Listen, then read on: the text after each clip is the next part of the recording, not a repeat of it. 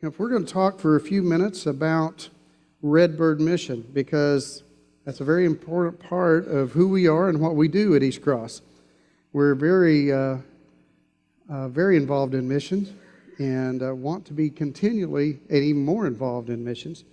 And so Marybeth has come and she brought a van and a trailer load of stuff. And so we're going to talk about that for just a few moments this morning. So it's more than like a couple hours from there, right? It took forever to get here. 15 hours, is that what it takes? Yeah, it took me 2 days to get here. Is this on? Yeah, I think it's on. Are we on? Yeah. There we are. Yeah, it took me 15, 16 hours to get here. Yeah. That road just kept going and going. And they're straighter here than they are at Redbird. Yeah, and there's like nothing here. It's just like rolling pastures. I was like, where's all the mountains? Well, now, we're from the Panhandle of Texas, and that's where they go on, and there's nothing to see, I promise. Yeah, that's okay, so I just want to take some time, because one of the reasons that we're so interested in doing mission with Redbird is because y'all are so diverse. Y'all do so many things to help people right where you're at, sitting right there in the middle of one of the poorest counties in the United States. And so one of the things, and what you're doing here today is the craft fair.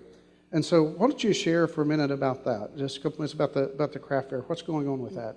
The craft program. Well, what it is, where we're located, it's deep in the Daniel Boone Forest. It's very remote. The roads are sometimes treacherous to get through. They wash out, trees come down. They live deep in these howlers where it's like a rock wall on one side of the road. The other side, it kind of drops down into a little river. Well, they're little rivers. And there's sometimes a guardrail, sometimes there isn't. So there's no shoulders to the road. So they can be treacherous. When I moved there, your church helped me move into my apartment, and thank you. It took me 3 weeks to get a mattress because nobody delivers there. So they don't. They're like, you're too remote. So it's 16 miles in. And what we do is, because it's so hard for people to get in and out of the area, and a lot of them are handicapped from the coal mines, because that was the main income there, they shut down. So they're very crafty, they're very handy, and from tradition, through generation, they were making crafts. And this is how they were making the income. It started in the schools back in the 60s. The dorm parents needed some school supplies, so they asked a couple artists in the area, hey, can you make a few crafts so we can sell them to buy some school supplies? And it blossomed into that. So to help the people make an income, we now are hosted by churches and come out and sell the crafts, and the money goes directly back to buy more artwork from them, because a lot of them aren't able to do it for themselves. Not only are the roads treacherous, Wi-Fi is very iffy there. Even Redbird Mission, the Wi-Fi sometimes is very iffy. So Marybeth and I were talking yesterday. The area that they're working in, it's not the artsy place where they have all these big fancy showrooms and stuff. These are people doing things in their garage, in their houses. Correct. Okay, so I found it interesting what you told me was the average income for the county you live in. Can you tell us that again? From what I hear, $9,000. $9,000. I met a gentleman at the farmer's market, and he was kind of flirting with me. Uh-huh. Oh, yeah? And he goes, oh, I just retired and I make $23,000 a year. And he was so excited because that was a lot of money to him. Okay, so, wow. Yeah. Okay, so there is a reason to sell these things and to do that. Yeah. And so the Redbird just gives that money back to them, and it's a mission and work that y'all do for them, and so. Yeah, the purpose of this program is to make money for them, to market for them. We have a couple crafters that have been with us for years, and they now sell through a website, and we got them started doing that. So that's another part of the program, is to get them started with their own business, and their, there's quite a few of our artists. We have over 100 that some of them now are making their own income just from the sale of their crafts. And so after church today, that will be open downstairs, the Arts and Craft Fair. So if you want to go down today, if you didn't have a chance yesterday or saw something you liked and thought you want to come back get it, it'll be downstairs in the gym. So you can go in there after church today, and Marybeth will help you with that. Yes. So that's a good thing. Now, we go every other year. That's kind of what we decide we're going to do, is go every other year. We love it because you come here, because it keeps us in relationship with you guys and keeps you in the front of our minds. But when we go there, we're part of the work camp. Right. So kind of share with us kind of how that works. Well, work camp is you bring a group of people in. A lot of the houses there, again, the people don't have a lot of income, and the houses are in bad repair. Some of them are not safe. I went down one year, the first year, and he said, I stopped letting my grandchildren in my master suite bathroom because the floor felt funny. Well, we went in there thinking we were just going to repair it, and ended up his water pipes had burst and rotted the floor out under the tub. We ended up completely gutting the bathroom and putting a whole new floor, a whole new bathroom in. So what we do is another one, her house was so close to the side of the mountain, and she had no insulation in her bedroom. So her bedroom was really cold, so we went in, re-insulated, re-sheetrocked, and so that's what they do. They have to fill out an application. So we don't just go in and fix anybody's home. They fill out applications. There are requirements, and we go in and we just put new roofs on and we help them. I'm not sure how it works with work camp. Do you come up with the money for the materials? Yes, and that's part of what we do in Volunteers in Mission, the VIM project. Anyway, we provide the money for the repairs we're going to do to buy the materials, and then we provide the labor. Yeah. What I like about Redbird is they have somebody goes out with you on the trip. They have guides, I guess, that kind of guide the project, and that probably would be very helpful for maybe teams of teens that maybe don't have skilled workers. And we have skilled workers, so it's not quite as important there. But we really enjoyed putting on a roof at a house and replacing some flooring and then actually even working on a couple of rooms there on the site. Also, there's a school there. Tell us about the school, the Redbird School. Yeah, the school, when I first went to work camp about 10 years ago, all I knew was there was a school in the work camp. It's kindergarten through 12. It's run by Redbird Mission, all through donations. We have our own school buses. We have dormitories for the students. We have 252 students this year.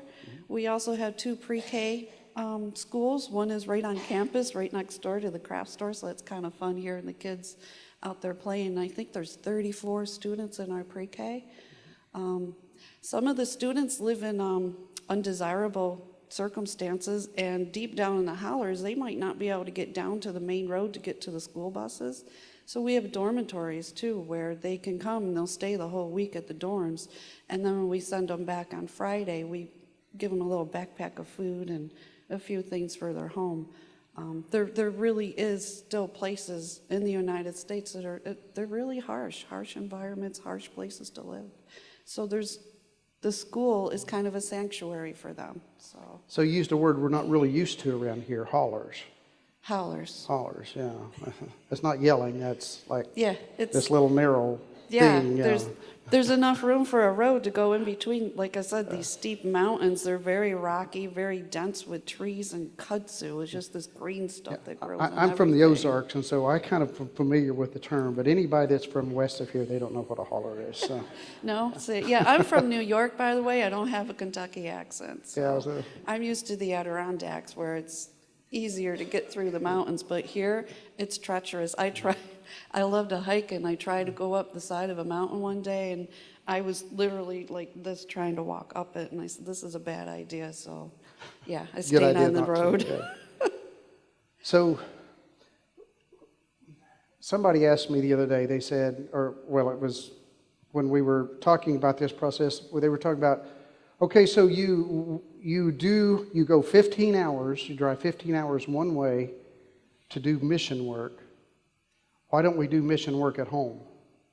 My response was, we do every single day. We have people that do mission here in our community, in our town, in our own building, every single day of the week. And so we do that, but we're not supposed to forget others as well. That's the reason we go to Costa Rica. That's the reason we go to Redbird, is because there are needs there, and we can share, and it's good for us to see, and it's good for us to help. It's good for us to do some things. And so my understanding is that we are going to Redbird again, to the work camp again, on July the 21st. July 21st of 2018, this coming year. So if any of you are interested in taking that week and going with us, then that's, of course, I think we've reserved 32 or 36 slots. I think we already had over 40 people that said they want to go, but we'll see how that works out. But anyway, nice. We had about 30 go last year, so I know it'll be full. And so think about that and pray and see if that's something God directs you to do.